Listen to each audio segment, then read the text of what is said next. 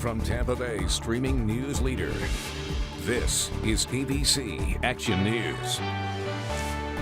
Good morning, I'm Dee O'Reilly. We're expecting another round of thunderstorms today. Greg D's full forecast is on abcactionnews.com and also on our free mobile app. But that's also where you can find the latest updates on the situation in Afghanistan as U.S. Embassy personnel evacuate after the Taliban retook Kabul. Back here at home, the Department of Environmental Protection is worried about the amount of rainfall that we've had over the course of the last several months and what it means for the Piney Point site. There was a partial breach at the old fertilizer plant site in the spring.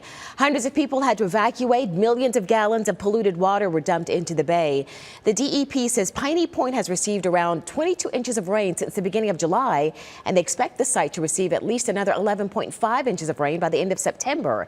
But they say the site's retaining ponds can't hold that much more. So DEP is calling on HRK Holdings, the owner of Piney Point, to immediately lower the water levels to prevent flooding or uncontrolled discharges from the site.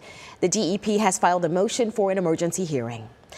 The death toll is at almost 1,300 in Haiti and could continue to rise. A 7.2 magnitude earthquake struck Saturday west of the capital in Port-au-Prince. And now Haiti is facing the threat of another natural disaster. It's in the path of Tropical Depression Grace. The charity Agape Flights already sent a plane from Venice here in the Bay Area to Haiti yesterday. They delivered a generator for a hospital along with surgical supplies, masks, gloves, bandages, and gauze. Plus, people on the ground who work with Agape Flights will start passing out non-perishable food items and water immediately. And today, a trailer full of goods from a Virginia charity will arrive at Agape's Venice location. The charity CEO, Alan Spears, says he'll head to Haiti on Thursday to find out the extent of the damage and what is still needed. Agape Flights delivers supplies on a weekly basis to Haiti, the Bahamas, and the Dominican Republic.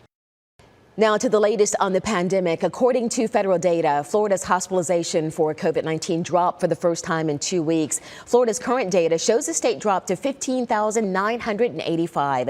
It stood at more than 16,100. Now here's the not so good news. The number of COVID-19 patients in the ICU is still rising. Officials say more than half of the patients in the ICU are COVID-19 patients. The Tampa Bay Lightning's national anthem singer is finally home. Sonia Bryson Kirksey had been in a month-long battle with COVID-19, but she walked out of the hospital on Friday. Staff lined the halls, giving a round of applause for this long-awaited recovery. Her husband says doctors believe that she contracted the Delta variant. She was vaccinated in March, but she does have an underlying health complication, which makes her more vulnerable. So we are so happy that she's back home.